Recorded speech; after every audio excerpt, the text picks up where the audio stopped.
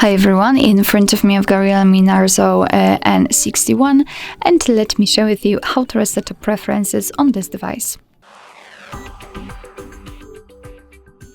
So let's start with opening the settings, and here we have to scroll down to the very bottom to find the system. Now scroll down to the very bottom again to find Reset Phone, and here in the middle we've got the option we're looking for, so Reset Preferences.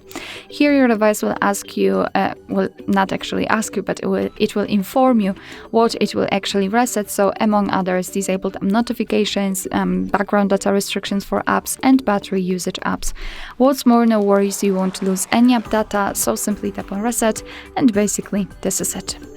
Alright, so that will be all. Thank you so much for watching. I hope that this video was helpful, and if it was, please hit the subscribe button and leave the thumbs up.